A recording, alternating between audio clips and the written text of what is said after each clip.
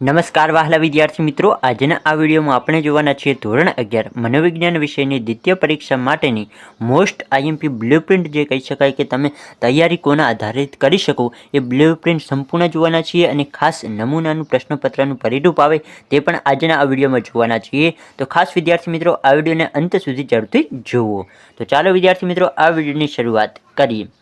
તો સૌપ્રથમ વિદ્યાર્થી મિત્રો તમે જોઈ શકો છો કે કયા પ્રશ્નો કેટલા અને કેટલા ગુણના પૂછાવાના છે. તો સૌપ્રથમ વિદ્યાર્થી મિત્રો વાત કરીએ કે આ બ્લુપ્રિન્ટ ખાસ દ્વિતીય પરીક્ષા ઉપર જ છે.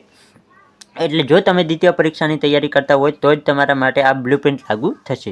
હેતુલક્ષી પ્રશ્નો તો કે 10 પૂછાશે, જેના તમને કુલ 10 ગુણ આપવામાં આવશે. પછી છે અતિ ટૂંકા પ્રશ્નો, જે તમને 8 પૂછવામાં આવશે તેના પણ 8 ગુણ મળશે. ટૂંકા પ્રશ્નો કહી શકાય તો તે તમને 4 જોવા મળશે, જેના તમને 8 ગુણ આપવામાં આવશે. આગળ વાત કરીએ કે લાંબા પ્રશ્નો કેટલા હશે, તો કે 4 લાંબા પ્રશ્નો હશે, જેના તમને 12 ગુણ આપવામાં આવશે. એટલે કે દરેક પ્રશ્ન 3 ગુણનો હશે. નિબંધ પ્રકારના પ્રશ્નોની વાત કરીએ તો એ પણ તમને 3 જોવા મળશે, જે દરેક પ્રશ્ન 4 ગુણનો હશે. એટલે તમને 12 ગુણનો નિબંધ પ્રકારના પ્રશ્નો 12 ગુણના જોવા મળશે. એમ ટોટલ વિદ્યાર્થી મિત્રો તમને તમારા પ્રશ્નપત્રમાં 29 પ્રશ્નો તમારે લખવાના થશે અને એમ ટોટલ તમારું 50 ગુણનું પેપર બની જશે. હવે વિદ્યાર્થી મિત્રો આગળ વાત કરીએ કે કયા પ્રકરણમાંથી કેટલા ગુણનું પૂછવાનું છે, કારણ કે ખાસ એ તમારા માટે જાણવું જરૂરી છે કે કયા પ્રકરણમાંથી કેટલા ગુણનું પૂછવાનું છે. એ પહેલાં વિદ્યાર્થી મિત્રો જણાવી દઉં કે જો તમારે સંપૂર્ણ બ્લુપ્રિન્ટ અને આઈએમપી પ્રશ્નો જોઈતા હોય તો તમે આ વિડીયોના ડિસ્ક્રિપ્શન બોક્સમાં આની લિંક આપી છે. સંપૂર્ણ બ્લુપ્રિન્ટ અને જે નમૂનાનું પ્રશ્નપત્ર હું તમને બતાવીશ તે પણ તમે ત્યાંથી ડાઉનલોડ કરી શકો છો. એ પણ ખાસ વિદ્યાર્થી મિત્રો જણાવી દઉં કે તમે દરેક વિષયની બ્લુપ્રિન્ટ તમે આ વિડીયોના ડિસ્ક્રિપ્શન બોક્સમાં લિંક આપેલી છે, ત્યાંથી દરેક વિષયના ડાઉનલોડ કરી શકશો. એટલે બ્લુપ્રિન્ટ તમે ત્યાંથી ડાઉનલોડ કરી શકશો જો તમારે જોઈતી હોય તો. તો વાત કરીએ વિદ્યાર્થી મિત્રો પ્રકરણનું નામ અને ગુણ, તો કે મનોવિજ્ઞાન એક વિજ્ઞાન, તેમાંથી 3 ગુણનું. અભ્યાસ પદ્ધતિઓ, તેમાંથી 4 ગુણનું પૂછવાનું છે. માનવ વિકાસમાંથી 2 ગુણનું. વર્તનના જૈવિક આધારો, તેમાંથી 6 ગુણનું. બોધાત્મક પ્રક્રિયાઓ, તેમાંથી 6 ગુણનું. પછી છે સ્મરણ અને વિસ્મરણ, સ્મરણ અને વિસ્મરણમાંથી 12 ગુણનું. ભાષા અને પ્રત્યાયન, તેમાંથી 9 ગુણનું. અને વ્યક્તિત્વ છે તેમાંથી 8 ગુણનું પૂછવાનું છે. તો વિદ્યાર્થી મિત્રો તમને આ રીતે તમારું સંપૂર્ણ જોવા મળશે. જો તમારે ખાસ વધુ પ્રકરણ તૈયારી, તમે હજુ ગતું તૈયારી ના કરી હોય તો તમે ખાસ વિદ્યાર્થી મિત્રો આ 2-3 પ્રકરણ કરો તો પણ તમે પાસ થઈ શકો છો, જો તમારે માત્ર ને માત્ર પાસ થવું હોય તો. જો તમે આ 2-3 પ્રકરણ સારી રીતે એવા કરો તો તમે પાસ આરામથી થઈ શકો છો.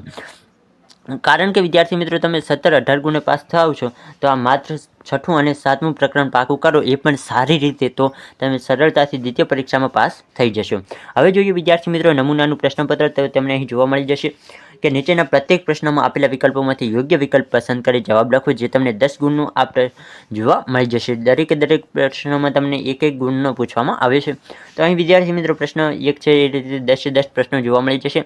હું અત્યારે આ વિડીયોમાં તમને દરેક પ્રશ્ન નથી સમજાવતો, બાકી આપણે આઈએમપી પ્રશ્નોનો પણ વિડીયો લાવીશું, આઈએમપી પેપર સોલ્યુશનનો પણ વિડીયો લાવશું. તો ચેનલને હજી સુધી સબસ્ક્રાઈબ ના કરી હોય તો ચેનલને સબસ્ક્રાઈબ કરીને રાખજો.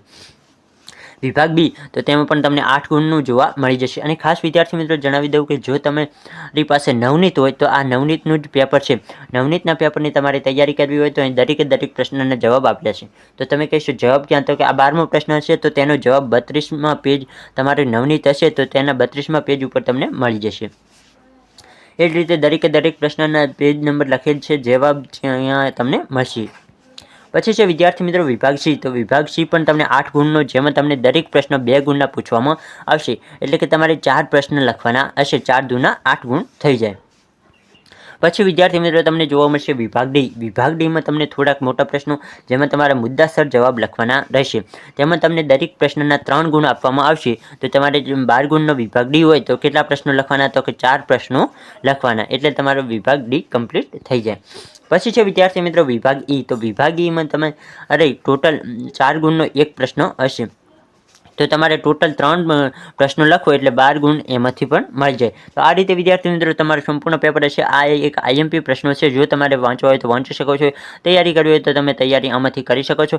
બાકી આજનો આ વિડીયો પસંદ આવે તો વિડીયોને વધુમાં વધુ શેર કરો. આપણે યુટ્યુબ ચેનલ પર પહેલી વાર આવે તો ચેનલને સબસ્ક્રાઈબ કરવાનું ભૂલશો નહીં. ફરી મળીએ આવા જ કોઈક નવા વિડીયોના નવા ટોપિક સાથે. ત્યાં સુધી આવજો.